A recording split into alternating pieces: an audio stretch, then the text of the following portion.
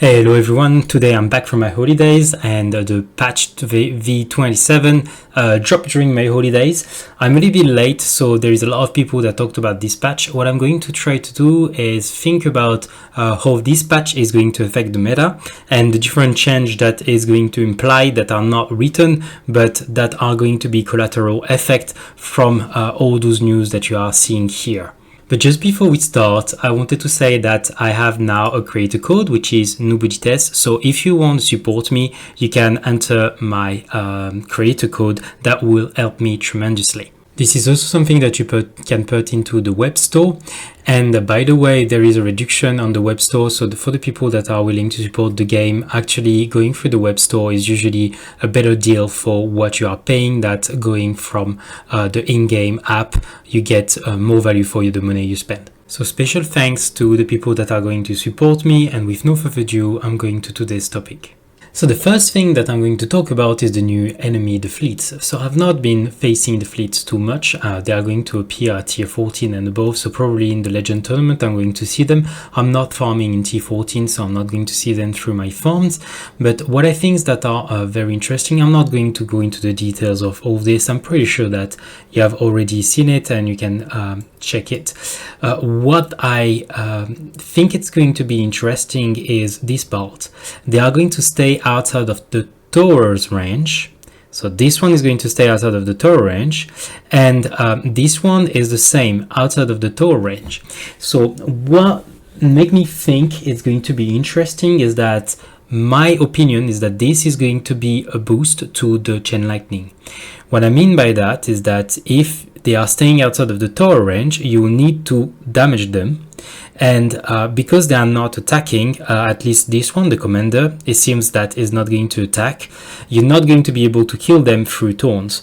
So potentially, especially for the commander, you will need to have a way to DPS them outside of tower range. And this is not through auto attack because they are outside of tower range. So you cannot count on bouncing shot because this is going to be way too little damage. So the things that are capable of DPSing an enemy outside of tower range, there is a little bit of smart missile eventually, but if your range is crowded by other enemies, is not going to deal much damage outside of tower range. Then the other things that I'm thinking about is potentially the swamp. If it's big enough, you can probably eat something outside of tower range if it's not too far off. But the main source of damage that you are going to have outside of tower range is your chain lightning. So I think this is an indirect buff to chain lightning because you need to deal with them. The overcharge, this is something that potentially will be dealt with taunts, I don't know, but if it doesn't deal a lot of damage because there is like a reduction with a perk, then you will also need to deal with it through the chain lightning. And also because we're talking about tier 14, you don't want this to start shooting at you. You want this to be killed as soon as possible. And the fact that it seems to be like a range attacker that is triggering before it hits your tower range, you will need to DPS it a lot before it reaches a range that is potentially way larger than a regular range.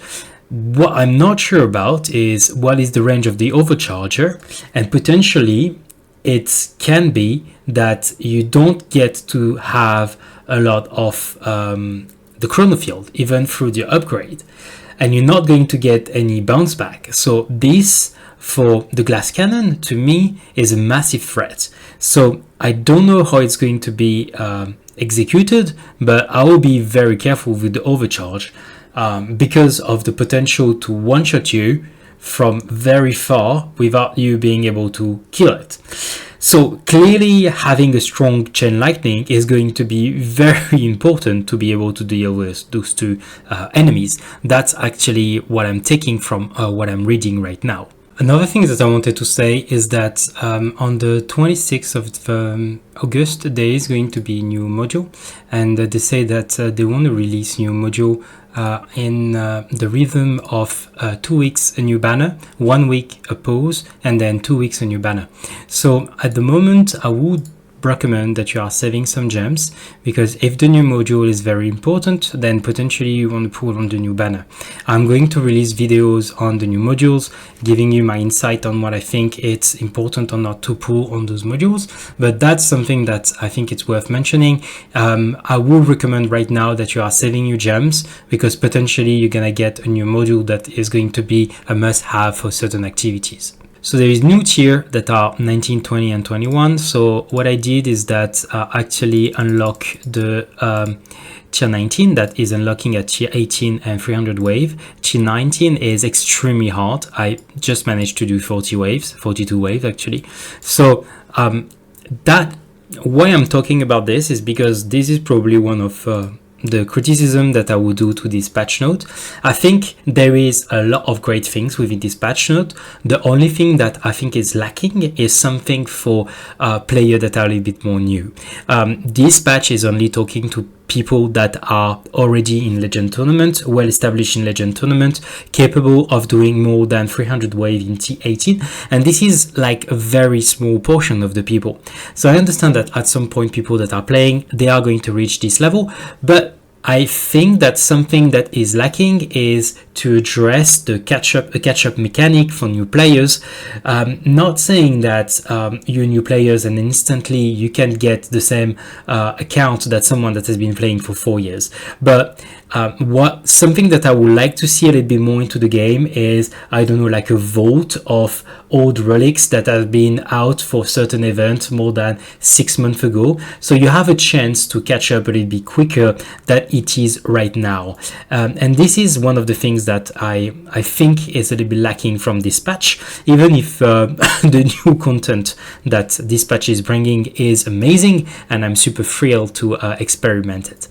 The new card, I think this is going to be tier 20, so very, very difficult to get. I mean, for me, I'm miles away from getting to tier 20, and it's going to increase the area of effect. So this is going to be a good card, I think, especially for the people that are using Poison Swamp.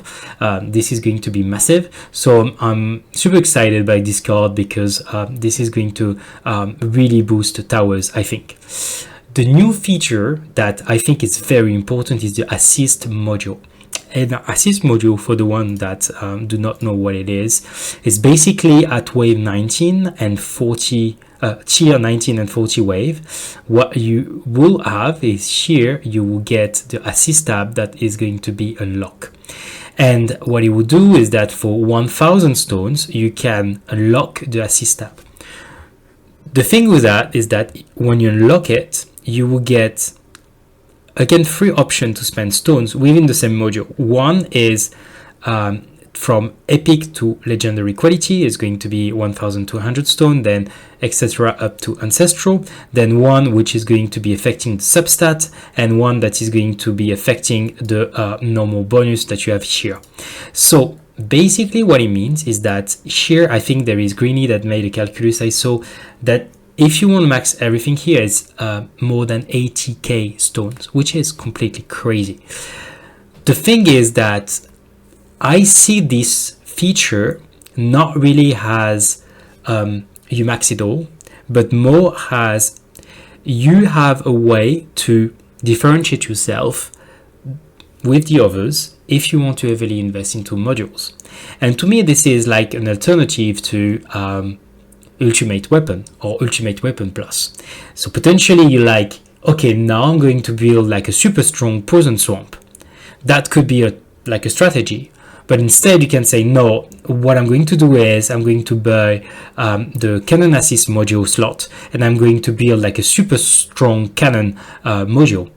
So that is, to me, more, the way I see it is more like increasing the choice that you have within the game on how you want to guide your tower.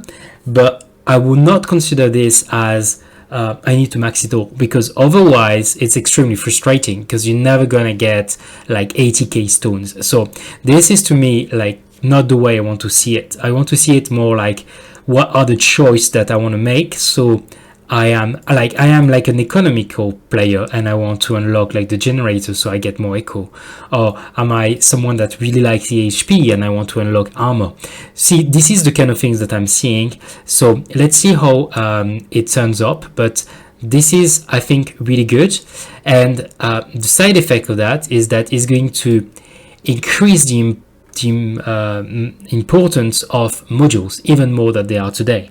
Because now, ideally, you don't want one great module for your farm and one great module for your tournament. What you want is a great module for your farm, a great assist module for your farm, and then same for tournaments. So you potentially need 4 different modules per slot to be able to compete as well as you need to.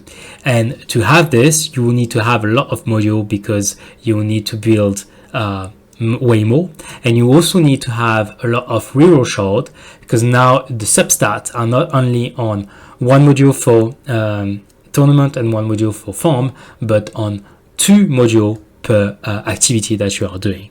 So if you haven't worked on your module, if you are a little bit behind on your module, it's really important, I think, that you start working on it.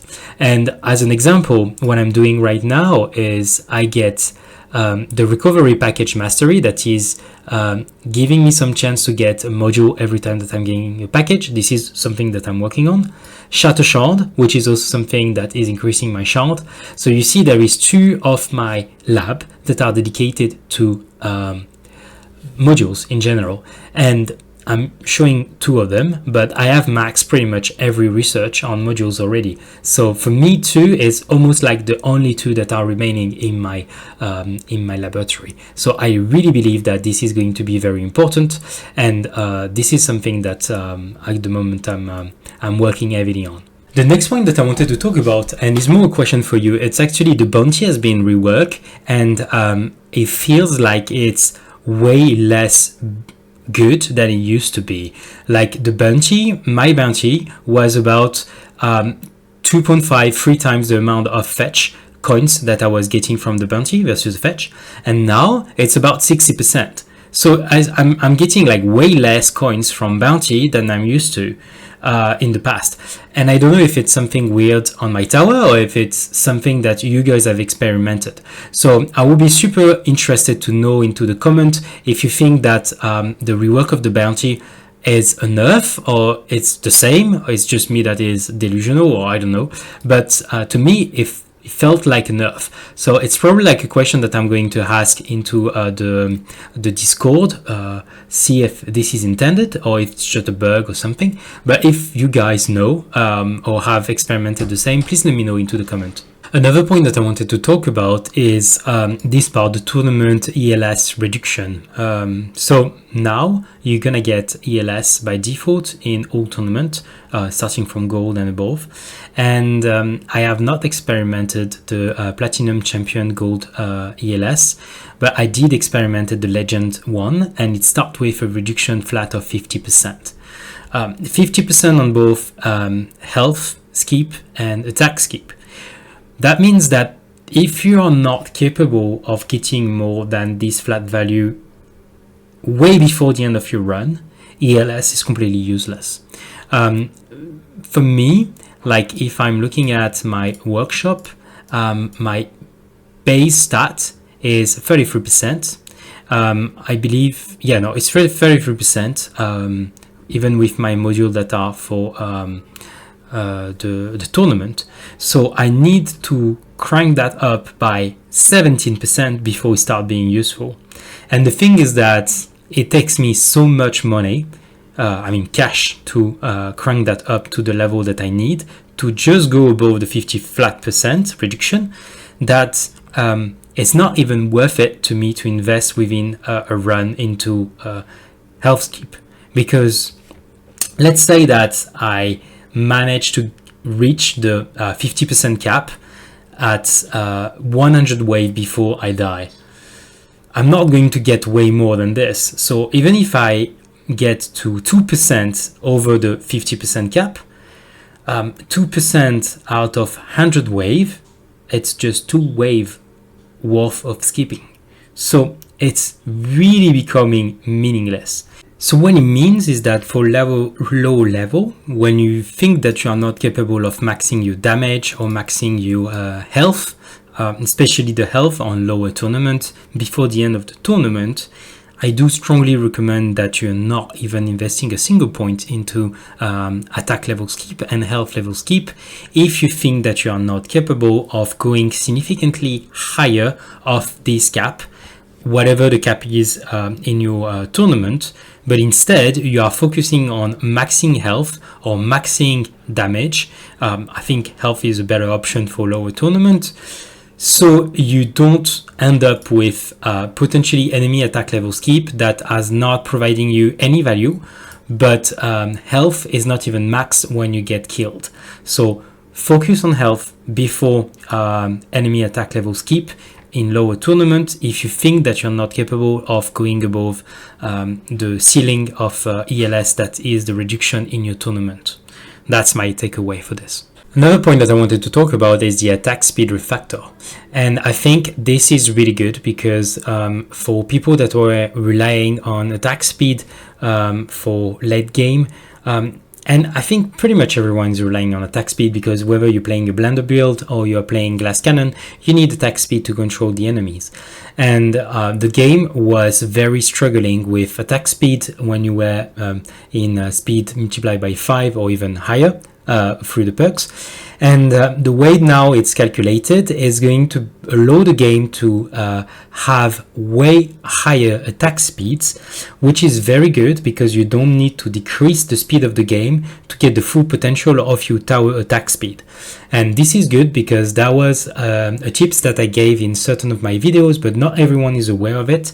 And to me, it creates a non-even field between players, the ones that know about this thing and they are just reducing the speed of the game to benefit from a bigger attack speed at the end of their run, and the one that didn't know. So I think this is a very good change, and for most of the new player, this is going to help them enjoy the full potential of their tower.